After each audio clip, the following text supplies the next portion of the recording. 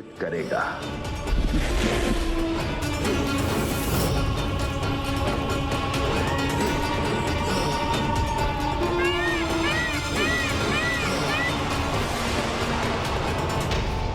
वो तो इसी दिशा में आया था, तो यहाँ से कहाँ चला गया वो गणेश? अब अदृश्य होकर ज्ञात नहीं वो कहाँ पहुंचकर किसे प्रभावित करने जा रहा है।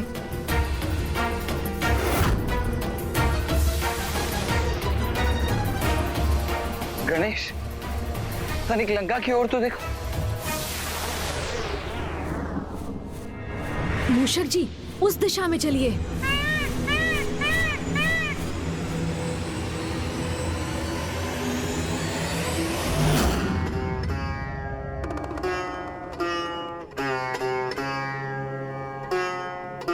राक्षस राज, क्या आपके प्रति मेरा स्नेह समर्पण पर्याप्त नहीं है? क्या आपको मेरा सौंदर्य भाता नहीं? क्या आप मुझे अपनी अर्धांगिनी के रूप में पाकर प्रसन्न नहीं हैं?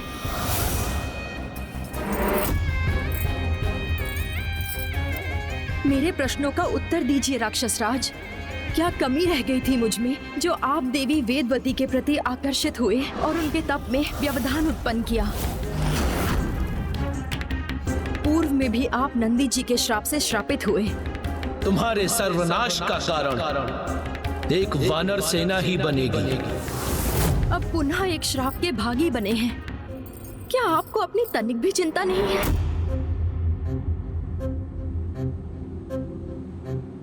कहीं देवी मंदोदरी सत्य तो नहीं कह रही हैं? कहीं वास्तव में मुझसे कोई बड़ी भूल तो नहीं हो गई? मेरा पुत्र रावण इतनी बड़ी त्रुटि नहीं कर सकता। ज्ञात नहीं आपको आपकी इस भूल का कितना विनाशकारी परिणाम भुगतना होगा।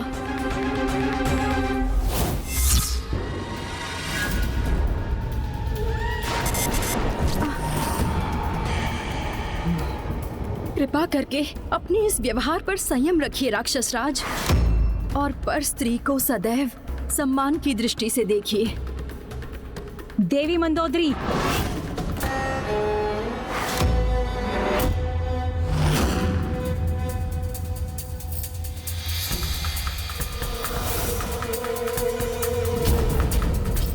शांत हो जाइए आप। राक्षस राज रावण है मेरा पुत्र, और आप उसे उसकी राक्षस प्रवृत्ति को त्यागने का सुझाव दे रही हैं। उसकी जो भी इच्छा है उसे पूर्ण रूप से सिद्ध करने के लिए पूर्ण रूप से स्वतंत्र है वो। किसी भी प्रकार के श्राप की चिंता की कोई आवश्यकता नहीं है मेरे पुत्र रावण को, क्योंकि वो तो अजय है।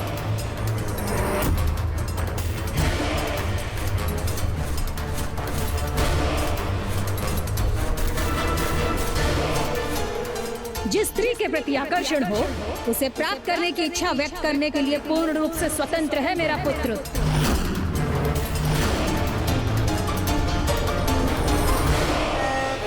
और जो उसे अप्रिय है उसका अपमान और तिरस्कार करने का उसे अधिकार है।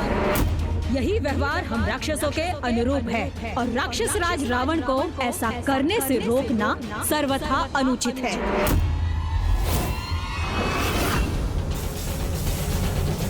एक माता अपने पुत्र के दुर्व्यवहार का समर्थन कर अपने ही पुत्र को अधर्म के अंधकार में कैसे भेज सकती है? भैया, ये और कुछ नहीं, अवश्य उस दुष्ट ममतासुर का ही प्रभाव है। वो अवश्य यहाँ उपस्थित होगा। दाताओं, आप मेरा प्रभाव तो सर्वत्र पाएंगे, किंतु मुझे कहीं नहीं ढूंढ पाएंगे। पुत्र रावण, तुम्हें देवी मंदोदरी की किसी भी बात पर विचार करने की कोई आवश्यकता नहीं। तुम अपनी इच्छा पूर्ति करो और राक्षसी प्रवृत्ति पर स्थिर रहो। आप तनिक भी चिंता मत कीजिए माता। आपका ये पुत्र राक्षस राज रावण आपको कभी भी निराश नहीं करेगा। महानतम राक्षस हूं मैं, और महानतम ही रहूंगा। महानतम राक्षस हूं मैं, और महानतम ही रहूंगा। महानतम राक्षस हूं मैं, और महानतम ही रहूंगा। महानतम राक्षस हूं मैं, और महानतम ही रहूंगा। ममतासुर ने अपने प्रभाव से एक विषैले व्यक्तित्व को और विषैला बना दिया है। इसके पूर्व की वो दुष्ट अन्य जीवों में भी दुष्टता का संचार करे, हमें उसे रोकना होगा भैया।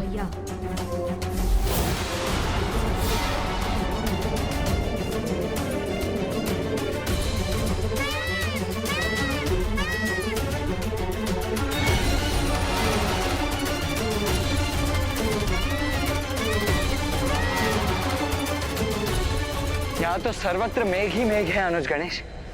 फिर उस मेघ रूपी ममतासुर को कहाँ ढूंढे हम? हाँ हाँ, जो तुम्हारी इच्छा है वही करो। ये तो कुबेर जी का स्वर है ना भैया? हाँ गणेश। किंतु वो इतनी ममता से किससे वार्तालाप कर रहे हैं?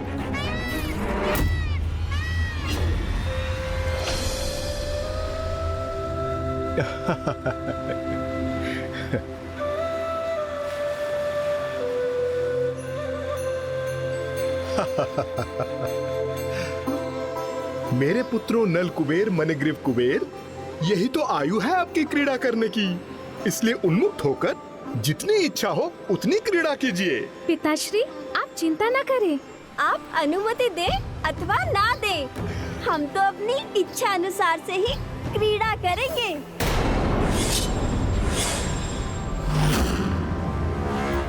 उचित है। नारायण नारायण, ये कैसा अनुचित कथन है कुबेर पुत्रों का। पिताश्री, जब तक हमारा मन नहीं भरता, हम इस नदी के जल में क्रीड़ा करेंगे।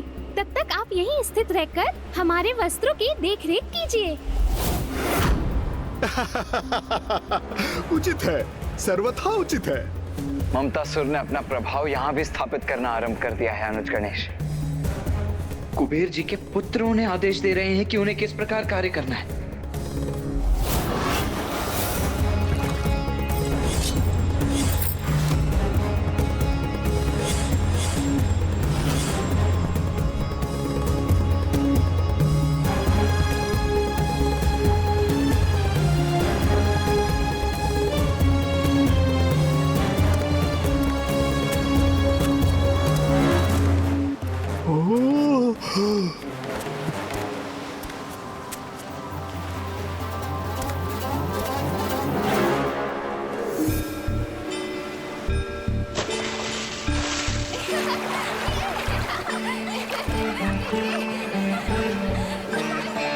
प्रणाम देव ऋषि नारद जी।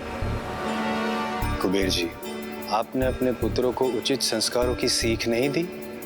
ये भी नहीं सिखाया उन्हें कि जब उनके समक्ष उनसे बड़ा कोई आता है तो उनका अभिवादन करना चाहिए। बालक हैं, क्रीड़ा करने गए हैं, इसलिए आप पर ध्यान नहीं गया होगा उनका। इसे आप अपना अपमान ना समझें।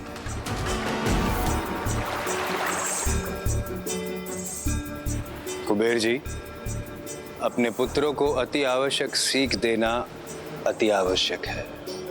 ये भी अति आवश्यक है उन्हें समझाना कि पवित्र नदी में यूं संपूर्ण रूप से निर्वस्त्र होकर प्रवेश करना धर्म के विरुद्ध है। देवर्षि, आप भी हमारे समान जल में प्रवेश तो कीजिए। आपको स्वयं ज्ञात हो जाएगा कि इस प्रकार स्नान करने में कितना आनंद आता है।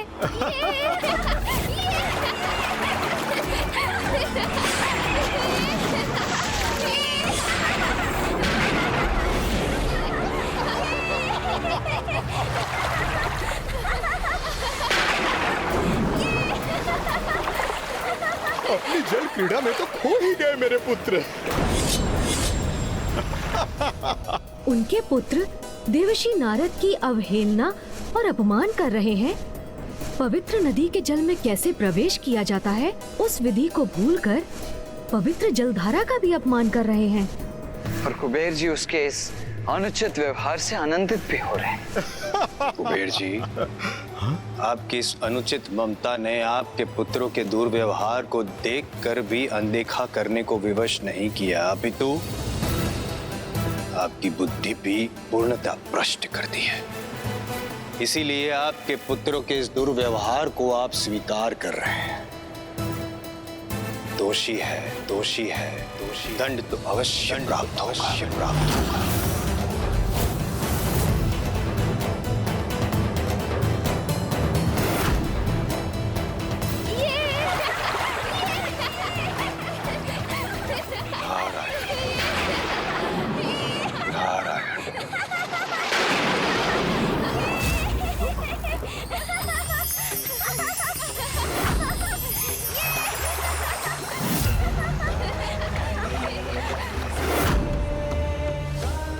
उद्दंड बालकों, जो गुरुजनों का सम्मान ना करे, पूर्ण रूप से निर्वस्त्र होकर पवित्र नदी में स्नान करे, वो प्राणी मात्र एक वृक्ष के समान होता है।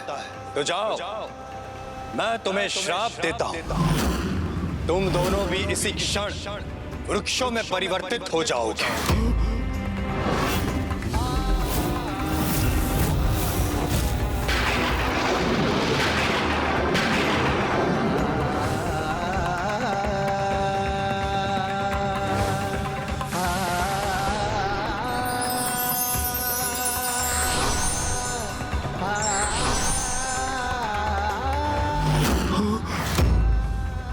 मेरे पुत्र वृक्षों में परिवर्तित हो गए। ये कैसा कुप्रभाव है ममतासुर के विकार का, जिससे विकारग्रस्त होकर कुबेर जी भी प्रभावित हो गए और उसका परिणाम अब उनके पुत्र भुगतने पर विवश हो गए। यहाँ मेरा कार्य पूर्ण हुआ, अब अगले लक्ष्य की ओर प्रस्थान करता हूँ।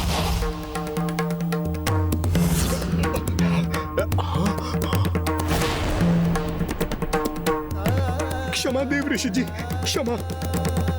देवर्षि जी, ज्ञात नहीं हम पर किसका प्रभाव पड़ गया था। आप पर किसका प्रभाव हुआ था इसका तो मुझे भी ज्ञात नहीं, किंतु मैं आपके पुत्रों को श्राप दे चुका। अब इसके प्रभाव से मैं उन्हें श्राप मुक्त नहीं कर सकता। मैं पुनः आपसे क्षमा याचना करता हूँ। मेरे पुत्रों को श्राप मुक्त करने का कोई तो उपाय होगा। देवर्षि, क्षमा कर दीजिए, क्षमा कर दीजिए मेरे बालकों को, क्षमा कर दीजिए।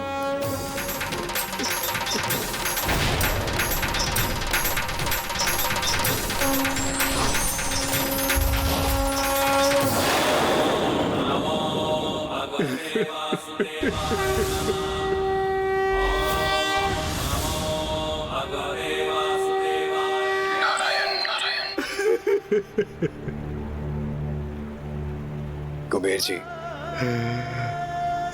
मैं अपना श्राप लौटा तो नहीं सकता, किंतु जो श्राप असीमित है उसे सीमित में परिवर्तित अवश्य कर सकता हूं।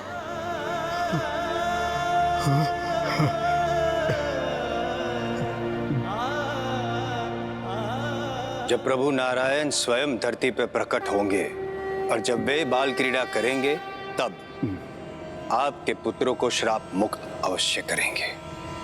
धन्यवाद, धन्यवाद महर्षि।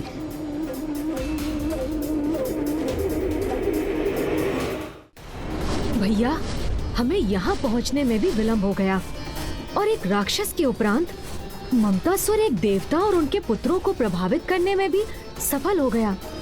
अनुज गणेश, ये ममतासुर भी कामासुर के मार्ग पर ही अग्रसर है।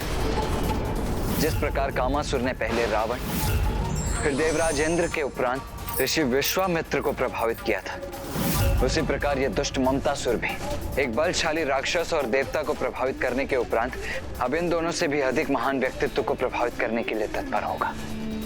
कौन हो सकता है वो?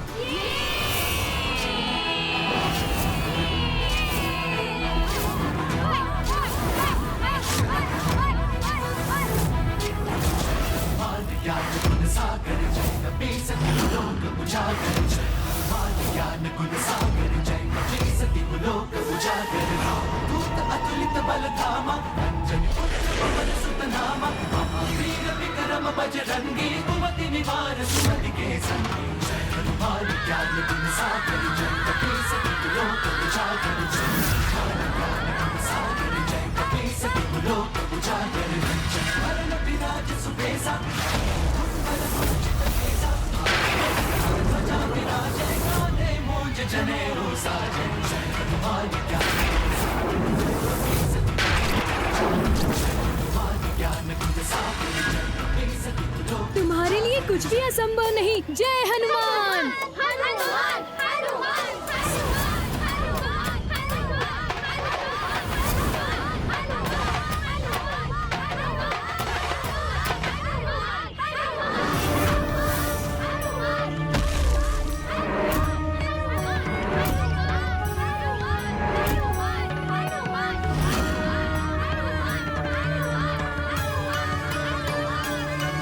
अब मेरा अगला लक्ष्य मेरे समक्ष है। अनुज गणेश, इससे पूर्व कि ये दुष्ट ममतासुर अपना अगला लक्ष्य निर्धारित कर उन्हें भी प्रभावित करे, हमें उसे ढूंढकर उसे रोकना ही होगा। हाँ भैया, किंतु है कहाँ वो?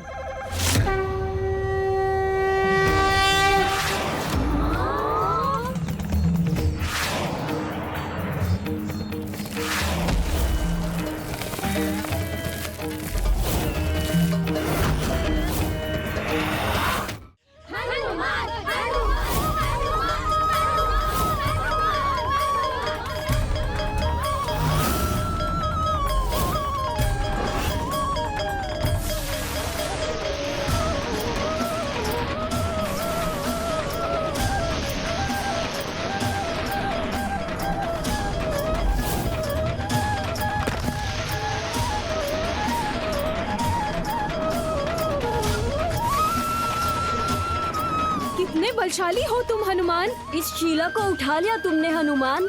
अब इसे और ऊपर उठाओ। हाँ हाँ, अपनी अपार शक्ति का प्रदर्शन करो हनुमान।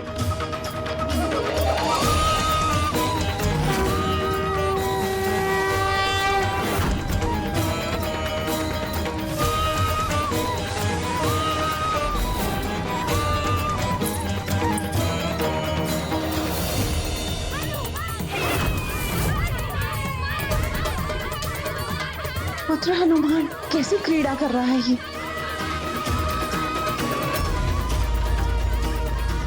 माता, यहाँ उन्होंने इस प्रकार मुझे यहाँ देख लिया तो बहुत उलाहना देंगी।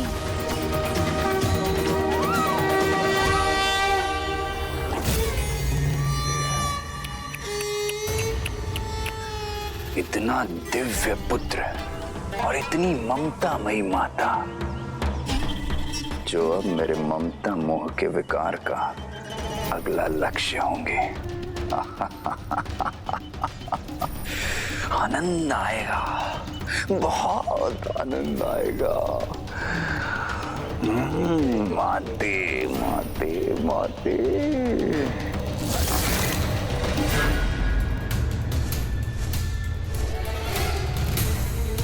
अनुज गणेश, ममतासुर तो उड़कर इसी दिशा में आया था, फिर अचानक अदृश्य कहाँ हो गया?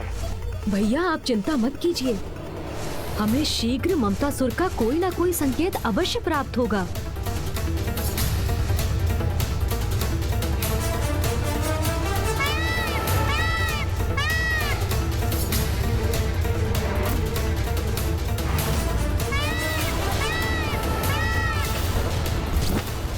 इस अपार बल का स्वामी कौन हो सकता है? कहीं ममतासुर उसको भी अपने विकार से ग्रस्त तो नहीं करने वाला? देखती हाँ? ओहो, तो आपको ज्ञात भी हो गया कि मैं क्या कर रहा था? हाँ मेरे नटखट पुत्र, मुझे सब ज्ञात हो गया है। किंतु पुत्र, तुम्हें ये सब नहीं करना चाहिए, क्योंकि जो अपार बल के स्वामी होते हैं उन्हें अपने बल का प्रयोग केवल जगत हित के महान उत्तरदायित्व को निभाने के लिए करना चाहिए, न कि ऐसी क्रीड़ा कर जिससे किसी अन्य को क्षति पहुंचने की संभावना हो।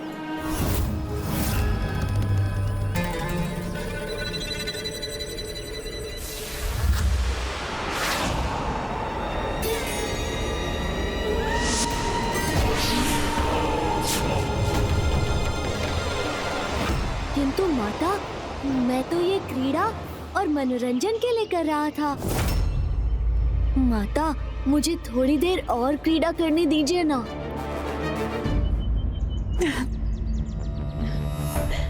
करो पुत्र, तुम्हें जो भी क्रीड़ा करनी है।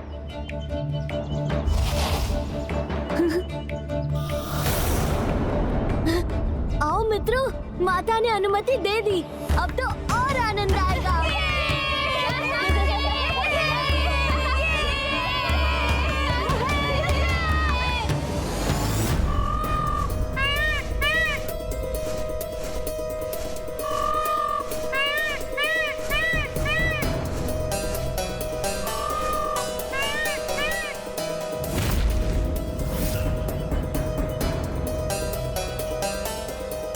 गणेश, यहाँ तो कोई भी नहीं है। किंतु भैया वो शिला तो इसी स्थान से आई थी। अर्थात हम उचित स्थान पर पहुंचे अवश्य हैं, किंतु इसमें हमें तनिक विलंब हो गया है अनुज।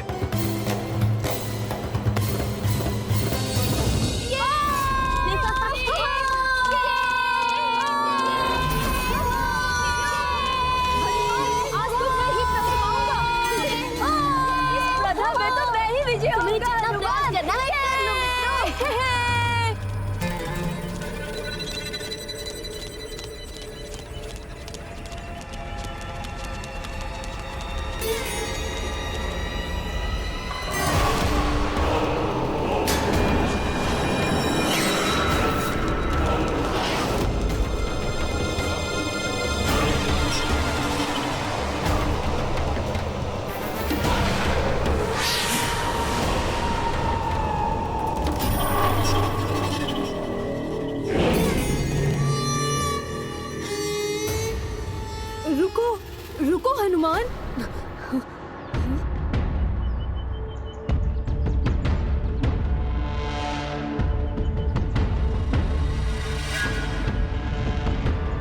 वो देखो,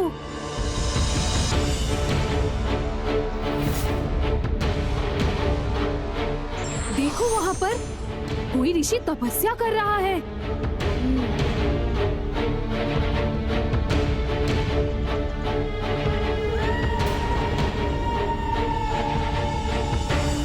हम यहाँ क्रीड़ा करेंगे तो ऋषिवर के तप में बाधा उत्पन्न होगी। कदाचित उचित तो ये होता कि ये यहाँ से किसी दूर ऊंचे स्थान पर तप कर रहे होते, जैसे वो वृक्ष। मेरे अनुसार हमारे कारण ऋषिवर के तप में कोई विघ्न उत्पन्न नहीं होगा। वैसे भी यदि वो यही अपने तप में लीन रहेंगे तो कोई भी पशु उनकी तप में बाधा बन उन्हें क्षति भी पहुंचा सकता है। इन्हें तो किसी ऊंचे स्थान पर ही स्थित होकर तप करना चाहिए। ये सुझाव तो सर्वथा उचित है। उस वृक्ष पर ऋषिवर वन्य जीवों के संकट से सर्वथा सुरक्षित हो जाएंगे।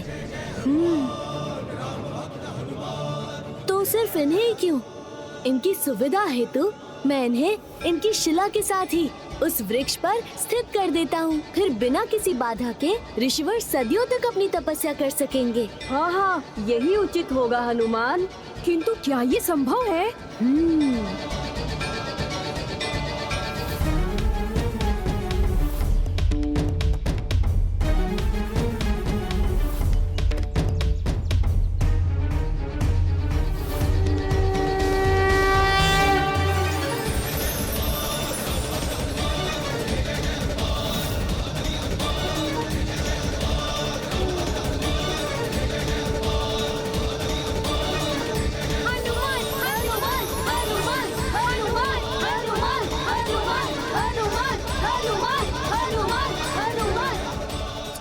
संभव है, ममतासुर के लिए तो किसी को भी प्रभावित करना संभव है।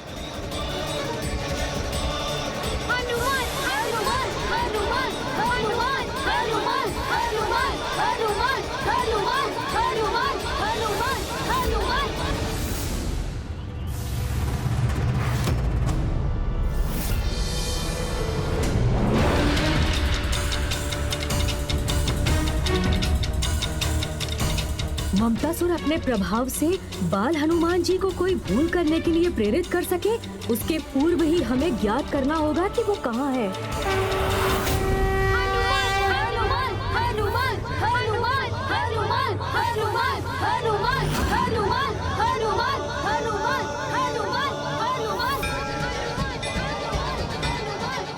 अनुज, गणेश, तुम बालकों का ये स्वर सुन रहे? हाँ भैया, हमें उसी दिशा में जाना चाहिए।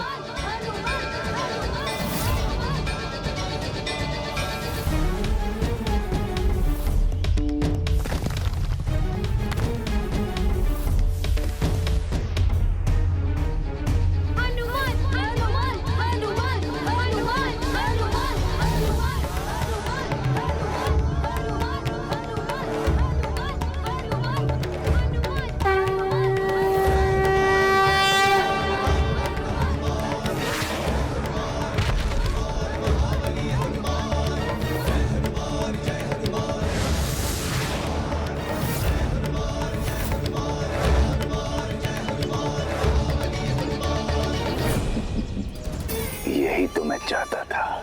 अब आगे इसका दुष्परिणाम भुगतने के लिए तैयार हो जाइए हनुमान जी।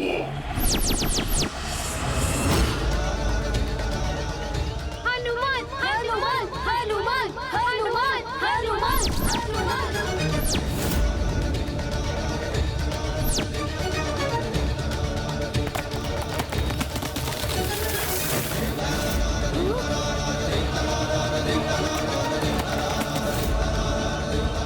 ऋषिवर,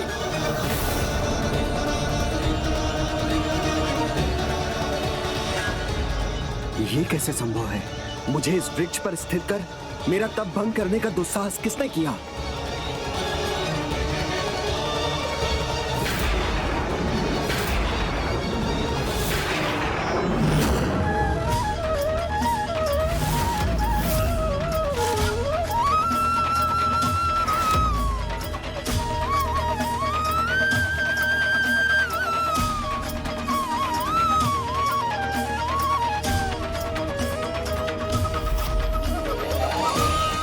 मेरे वर्षों के कठोर तप को भंग करने का दंड तो मैं अवश्य दूंगा।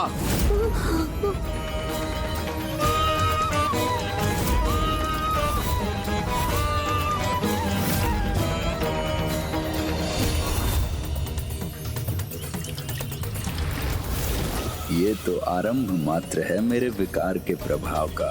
आपने अपने जिस बल के अहंकार में ऋषि भृगु और ऋषि अंगिरा के इस वंशज का तप भंग करने का दुस्साहस किया है, मैं श्राप देता हूँ। आप अपने उसी बल को एक दीर्घ अवधि के लिए पूर्ण रूप से भूल जाएंगे। आप अपने उसी बल को एक दीर्घ अवधि के लिए पूर्ण रूप से भूल जाएंगे।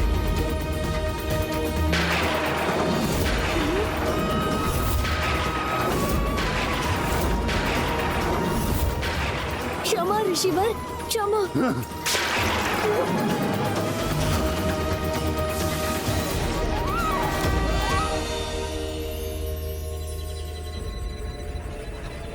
मुझे क्षमा कर दीजिए ऋषिवर।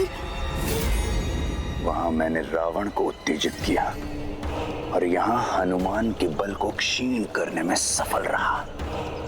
तो अब समस्त संसार में मेरे ममता मोह के विस्तार को कोई नहीं रोक सकता, जिसके दुष्परिणाम के साक्षी तो आप भी होंगे गणेश जी। हनुमान जी का जन्म तो प्रभु श्री राम के कार्य सिद्ध करने के लिए हुआ है। यदि वो अपना सामर्थ्य ही भूल जाएंगे तो प्रभु के सहायक बन राम काज करने में कैसे सफल होंगे? मैं इस ममतासुर को इसके कुटिल प्रयोजन में कदापि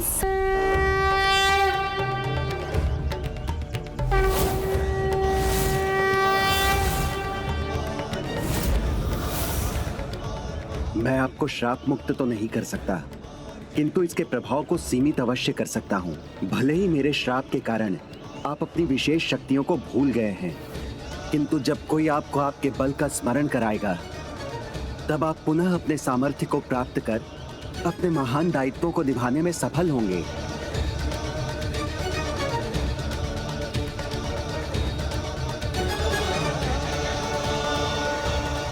मुझे क्षमा करने के लिए आपका कोटि कोटि धन्यवाद ऋषिवर।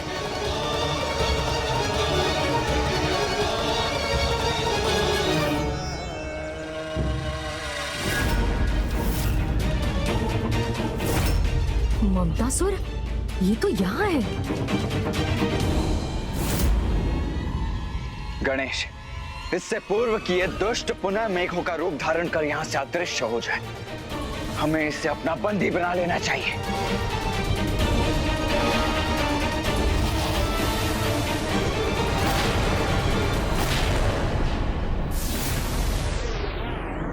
आइए भैया, मैं अभी इसका भी उपाय प्रस्तुत करता हूँ। उचित है। नहीं ममतासुर, अब यहाँ से प्रस्थान करने का विचार भी मत करना, क्योंकि इस दिव्य गदा की ऊष्म ऊर्जा तुम्हें यहाँ से पुनः मेघ बनकर उड़ने नहीं देगी। तुम्हें तुम्हारे कर्मों का दंड तो भुगतना ही होगा। अब तुम यहाँ से कहीं नहीं जा सकते। ये क्या करने जा रहे हैं मेरे साथ?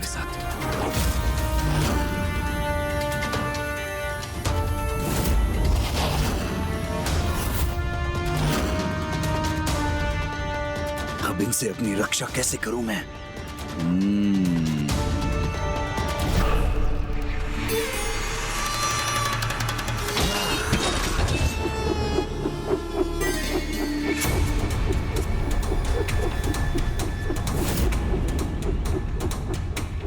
मैं व्यर्थ में ही इतना विचलित हो रहा हूं, जब इनसे रक्षा का इतना सरल और अचूक उपाय प्राप्त है मुझे।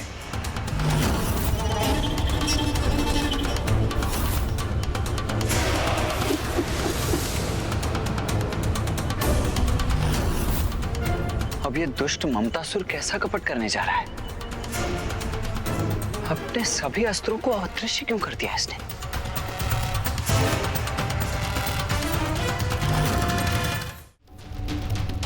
जब संसार का सर्वाधिक शक्तिशाली कवच प्राप्त है मुझे, तो मुझे इन अस्त्रों की कोई आवश्यकता नहीं, क्योंकि इस ममतासुर की रक्षा स्वयं माता की ममता करेगी।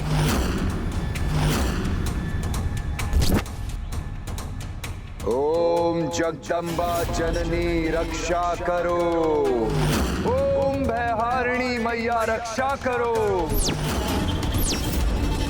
ओम जगदम्बा जननी रक्षा करो, जननी रक्षा करो, भयहारिणी मैया रक्षा करणी मैया रक्षा करो, ओम चंद्रघंटा चंडी रक्षा करो, रक्षा करो। ये कौन है जो मुझसे अपनी रक्षा की गुहार लगा रहा है?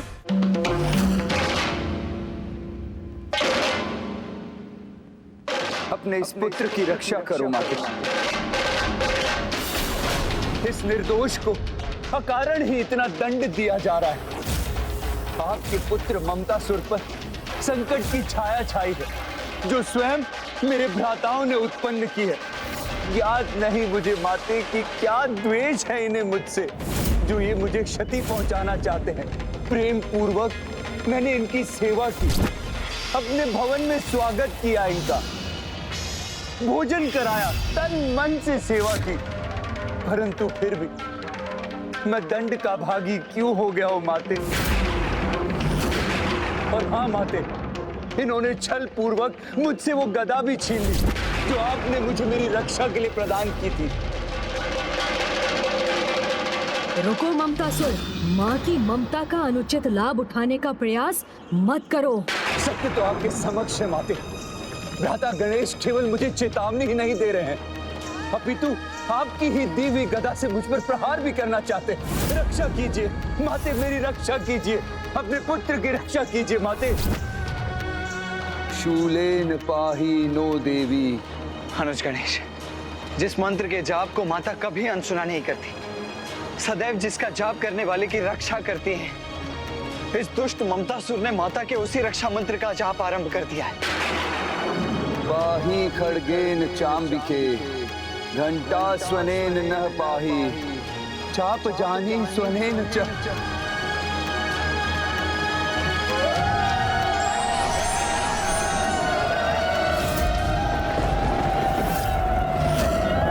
योगिनी माता है यहाँ?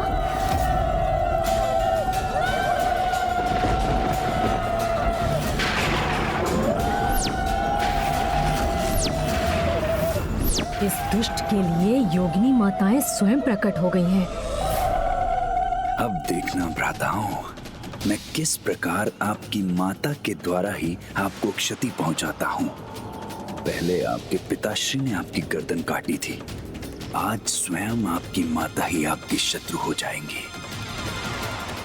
माँ की कृपा से ही ममतासुर की रक्षा हुई, तो अब उसे रोकने का भी एक ही उपाय है। माँ ममता के चरम से प्रभावित होकर ममतासुर को अपनी ममता का अनुचित लाभ उठाने दे रही है।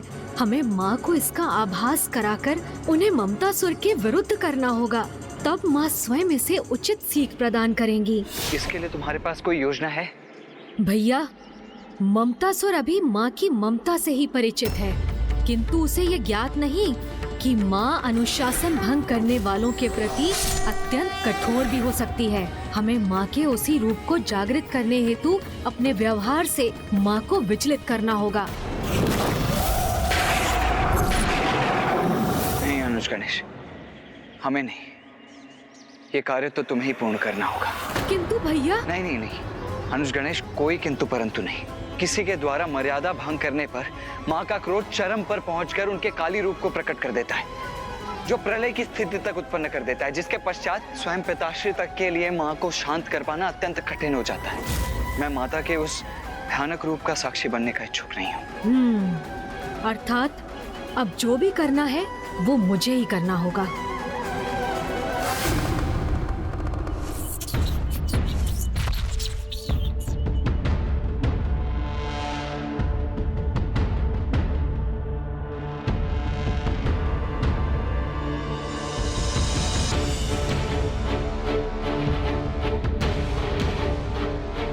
अनुज गणेश, तुम्हारी युक्ति सदा उत्तम होती है, किंतु माँ को क्रोधित करना ये मुझे स्वीकार नहीं है। तुम कोई और युक्ति क्यों नहीं सोच लेते? आप चिंता मत कीजिए भैया, माँ का ध्यान तो उनकी रंगोली पर ही केंद्रित है। उन्होंने हमारी ओर देखकर भी ममतासुर और उसकी दिव्य गदा को लेकर एक प्रश्न तक नहीं किया, तो मेरी योजना को क्रियान्वित करने का यही उचित अवसर है। क्या करूं जिससे माँ अशांत होकर अपने ममतामयी रूप का त्याग कर कठोर अनुशासन स्थापित करने वाली माँ का रूप धारण कर ले। मुझे शीघ्र कोई स्पष्ट निर्णय लेना होगा। नहीं, गणेश की ये योजना मेरे अनुमान से भी अधिक संकट उत्पन्न ना करते।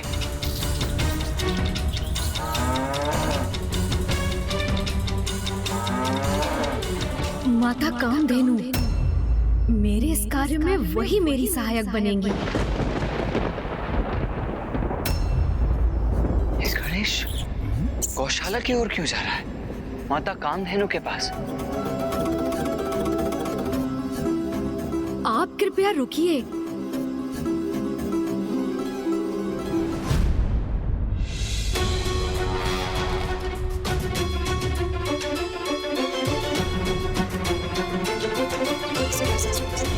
प्रभु, ये क्या कर रहे हैं? प्रभु ने ये गोबर अपने हाथ में क्यों उठा लिया? नहीं नहीं नहीं, अनुज गणेश जो भी करने जा रहा है उसका परिणाम अत्यंत गंभीर होगा। हाँ प्रभु, हमें तो माता की दृष्टि से दूर यही रहना चाहिए।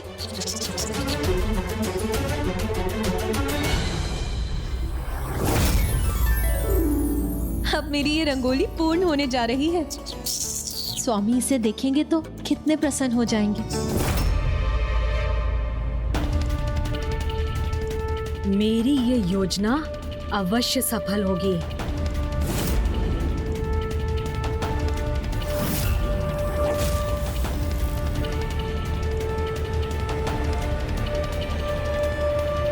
पुत्र,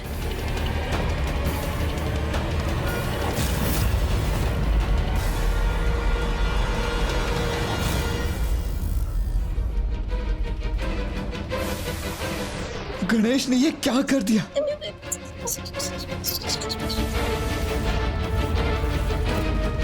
अब माता के क्रोध का ज्वालामुखी अवश्य जागृत होगा।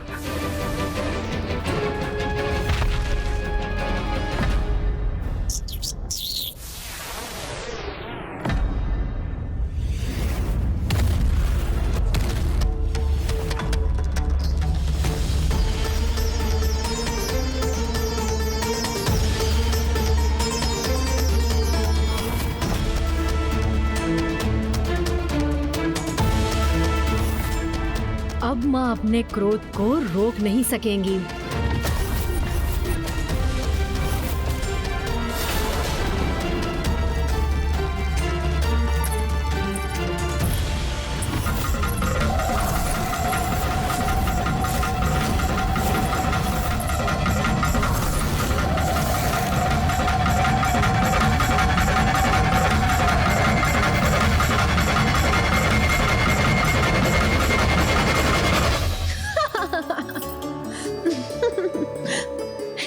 क्या किया पुत्र गणेश? हाँ, माँ मुझसे क्रोधित नहीं हुई। माता, गणेश जी ने हमारे समस्त दिवस के परिश्रम को व्यर्थ कर दिया, हमारी रंगोली की शोभा ही मिटा दी। शोभा मिटाई नहीं है, गणेश ने तो अपने अनुसार शोभा और बढ़ा दी है।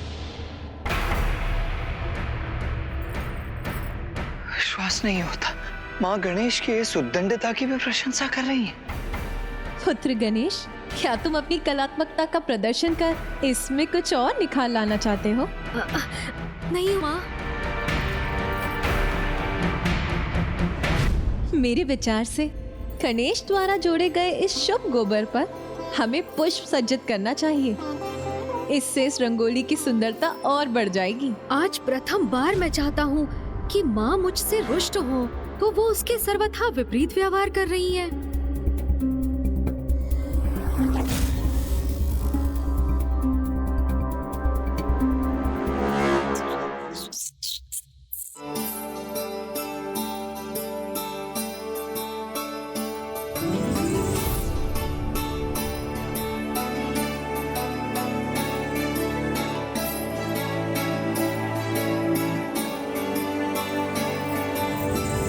भैया, माँ तो तनिक भी क्रोधित नहीं हुई।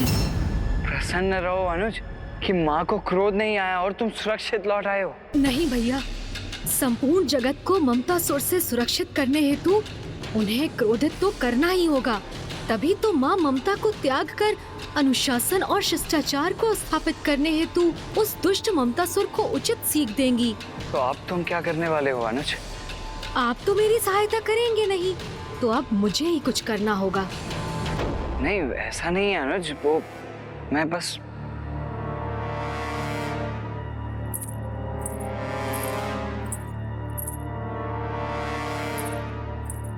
माँ रसोई गृह की ओर बढ़ रही हैं।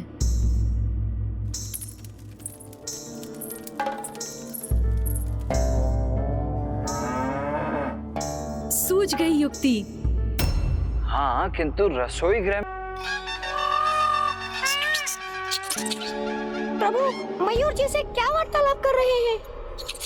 कामासुर के लिए भी प्रभु ने इन्हें ही अपना वाहन चुना था। कहीं प्रभु का मेरी क्षमताओं पर से विश्वास तो नहीं उठ गया?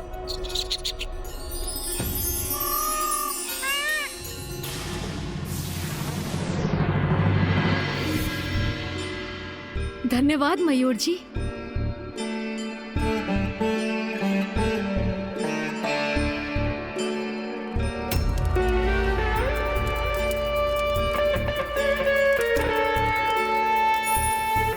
अवश्य माँ खीर पका रही हैं। कदाचित यही उचित समय है। प्रभु ये कर क्या रहे हैं? गणेश अब कदाचित माँ के द्वारा खीर के पकाए जाने में बाधा उत्पन्न करने जा रहा है। क्षमा कीजिए माता, इससे आपको तनिक सुरसुरी होगी, किंतु कृपा कर आप मेरी सहायता कीजिए।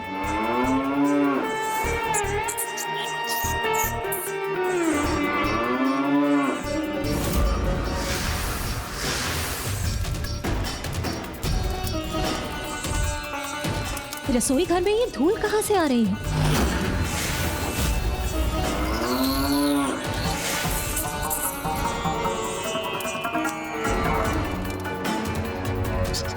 ये आप क्या कर रहे हैं प्रभु?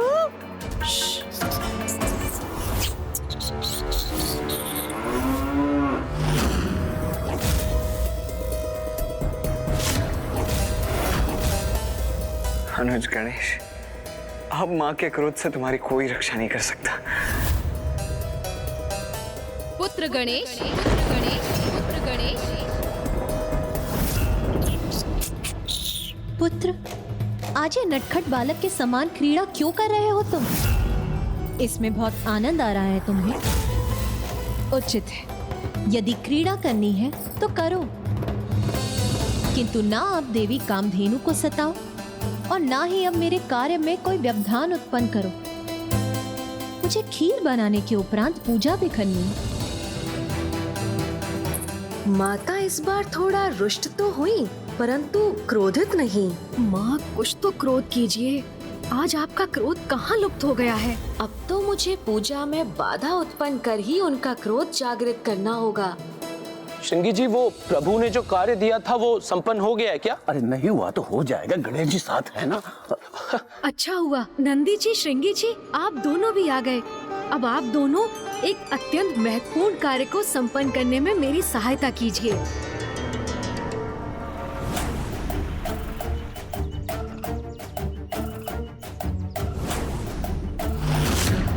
अनुज गणेश, अब तक तो तुम अपनी योजना में सफल हो नहीं पाए हो, तो अब क्या कर रहे हो तुम ये? भैया, मैं माँ की पूजा की सामग्री एकत्रित कर रहा हूँ। पूजा की सामग्री?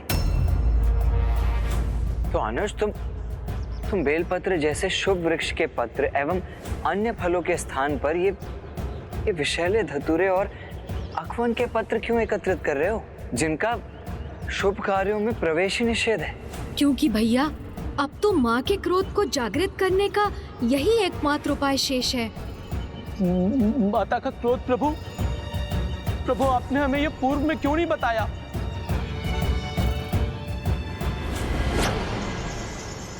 हम आपका साथ नहीं दे सकते गणेश जी। पूजा के समय माँ को किसी भी अनुचित कार्य से विचलित करना उचित नहीं है। क्या तुम्हें स्मरण नहीं है, जब स्वयं पिताश्री ने अपने ब्रह्मचारी रूप में माँ की तपस्या में व्यवधान उत्पन्न किया था, तो उसका क्या परिणाम हुआ था? बस।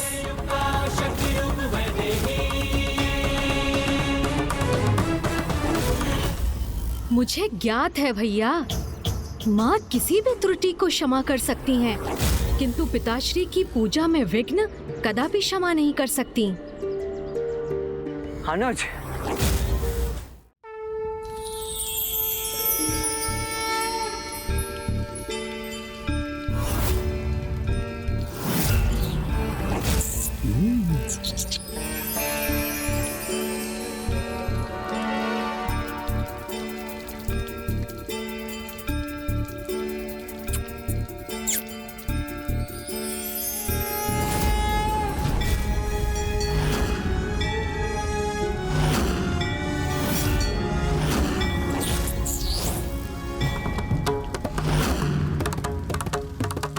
पुत्र गणेश, प्रभु के शिवलिंग को वैशैली और अनुचित सामग्री क्यों समर्पित कर रहा है?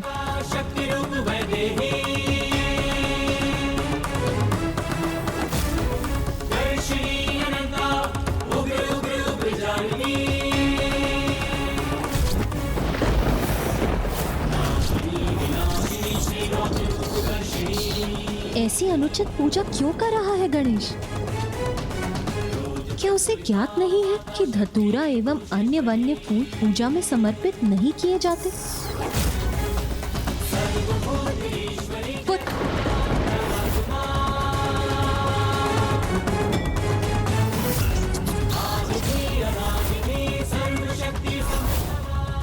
मैंने माता की पूजा भंग की है, अब तो वो अवश्य ही क्रोधित होंगी। विधि के अनुसार इसकी पूजा उचित नहीं, किंतु गणेश है तो अभी बालक ही ना, और वो तो पूर्ण भक्ति भाव से प्रभु की पूजा कर रहा है। इसीलिए कदाचित इसे इसके अनुसार ही पूजा करने देना चाहिए, क्योंकि स्वामी की पूजा में किसी भी विधि विधान से कहीं अधिक महत्वपूर्ण उनके प्रति उनके भक्त की श्रद्धा है।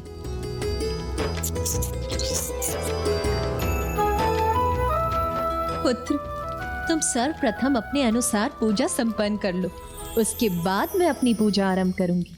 माँ ने तनिक भी क्रोध नहीं किया मुझ पर, ये कैसे संभव है? माँ ने पुनः क्षमा कर दिया गणेश को? क्या हुआ पुत्र, अब ऐसे स्तब्ध क्यों हो? अपनी पूजा पूर्ण करो पुत्र, विलंब मत करो। अवश्य माँ।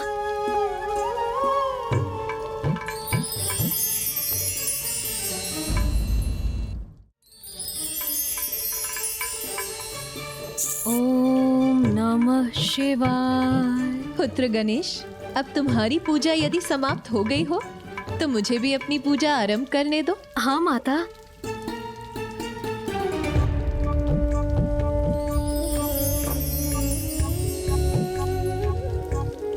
ओम नमः शिवाय। भैया, मेरी ये योजना भी विफल हो गई।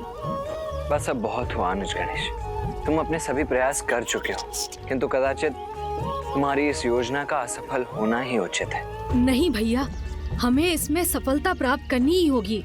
मेरी प्रथम भूल पर माँ हंसने लगी थी, फिर दूसरी भूल पर वो कुछ कुपित हुई, और तीसरी भूल पर तो वो क्रोधित होने ही वाली थी कि उन्होंने स्वयं को रोक लिया। अर्थात एक अंतिम प्रयास और करना चाहिए। गणेश जी, मुझे यहाँ से प्रस्थान करना चाहिए। आप मुझे आज्ञा दीजिए। वैसे भी माता की पूजा तो अब संपन्न होने वाली है, तो उन्हें प्रभु के आहार के लिए दुग्ध एवं फलों की आवश्यकता होगी, तो मैं दे के आता हूँ।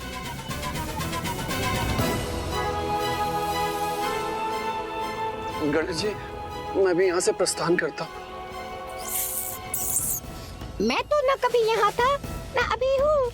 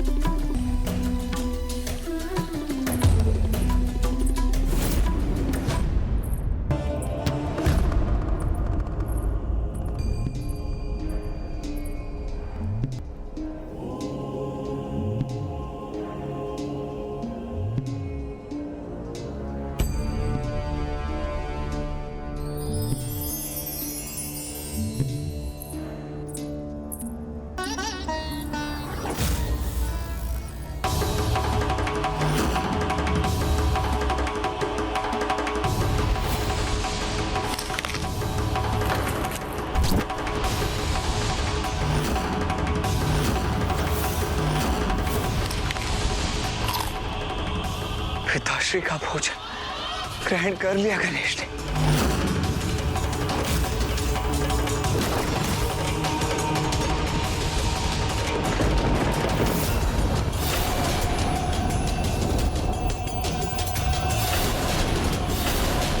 बस बहुत हुआ गणेश, बस बहुत हुआ गणेश, बस बहुत हुआ गणेश।